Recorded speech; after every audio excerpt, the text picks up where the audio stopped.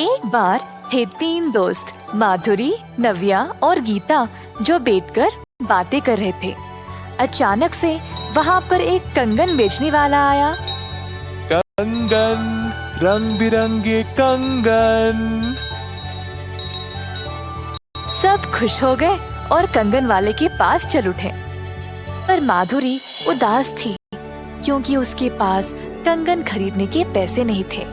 नव्या और गीता ने देखा कि माधुरी निराश थी तो उसके पास मुड़कर वापस गए और पूछा कि क्या हुआ। नव्या, मेरे पास कंगन के लिए पैसे नहीं है। कोई नई बात है क्या? तुम तो हमेशा यही कहती हो। अरे माधुरी, बुरा मत मानो, धीरे धीरे पैसा जमा कर कर तुम बाद में भी खरीद सकती हो। मैं भी उसी समय खरीदूंगी। चलो, जब तक तुम्हारे पैसे जमा नहीं हो जाते हम इंतजार करेंगे। माधुरी ने अपने सहेलियों को अलविदा किया और घर की ओर चल पड़ी। घर पर उसकी माँ ने देखा कि उसका मन कुछ ठीक सा नहीं लग रहा था। क्या हुआ मेरी बच्ची? माँ, बाजार में एक कंगन वाला आया था। सब लोगों ने खुशी से कंगन खरीदे। अगर हमारे पास काफी पैसे होते तो आप भी मेरे लिए खरीदते ना। हाय मेरी बच्ची, चिंता मत करो। तुमको पता है असली धन क्या होता है?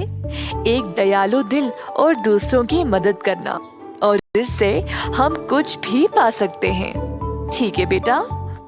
अपनी माँ की बातें सुनकर माधुरी को अच्छा लगा और उस रात वह शांति से सो गई। एक दिन माधुरी और उसकी सहेलियां बातें कर रहे थे जब उन्होंने एक गधे को भारी लकड़ी उठा ले जाते हुए देखा।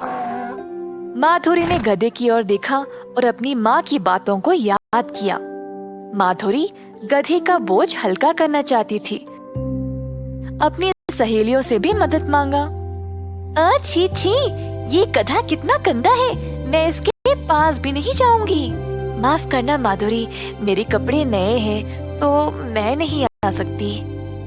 माधुरी ने अब गधे की मदद अकेले ही करने का निर्णय लिया। यह तो काफी मुश्किल काम था, पर फिर भी उसने किया। इसी दौरान एक बूढ़ी महिला वहाँ पर अपने गधे को ढूंढते हुए आई। ओ बिल्लू, रुक। बिल्लू, मैं तेरे पीछे और नहीं दौड़ सकती। बूढ़ी महिला को पता नहीं था कि गधा एक ही जगह खड़ा हुआ था। जब वह पास आई तो उसने माधुरी को गधे के पास देखा। अरे बेटी, कौन हो तुम? अम्मा जी, मैंने आपके गधे को अकेले इतना भार लेकर चलते हुए देखा तो बस मैंने थोड़ा सा बोझ हल्का कर दिया गधे की मदद करने के लिए।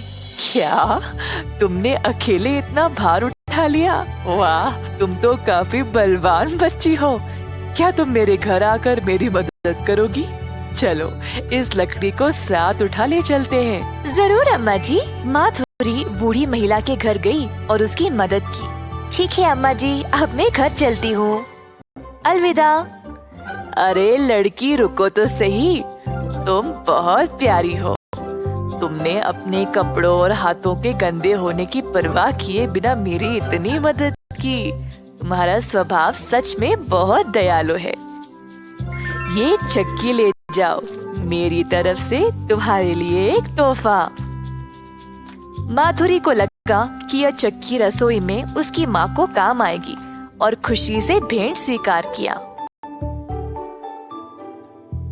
प्यारी बच्ची, यह कोई साधारण चक्की नहीं है, ये जादुई चक्की है। इस चक्की से तुम कोई भी खाने की चीज पा सकते हो और केवल तुम ही इसको रुको रुको कहकर रोक सकती हो। की बातें सुनी और वहाँ से चली गई। घर जाकर अपनी माँ को सब कुछ बताया। माधुरी की माँ उत्सुक थी चक्की के जादू को देखने के लिए। गिरक कर बोली, ओ जादुई चक्की, हमें खाने के लिए चावल दे दो। ऐसा बोलते ही चक्की चलने लगी और उसमें से चावल के दाने निकलने लगे। दोनों माधुरी और उसकी माँ यह नजारा देखकर आश्चर्यचकित रह गए। चक्की चलती गई और सारा कमरा चावल से भर गया।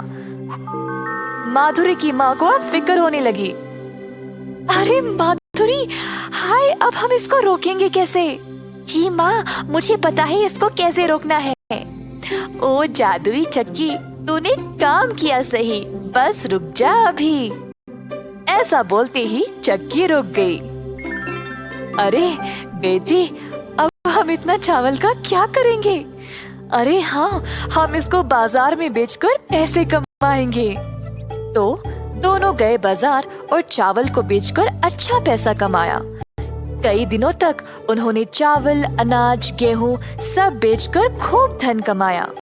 माधुरी की माँ ने माधुरी के लिए वो सारी चीजें लाई जो उसको चाहिए था।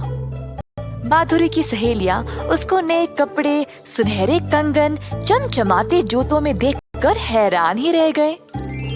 इस कहानी से हम ये सीखते हैं कि जब हम दूसरों की मदद दिल से करेंगे तो उसका इनाम कई गुण ज्यादा होकर वापस हमारे पास ही आता है।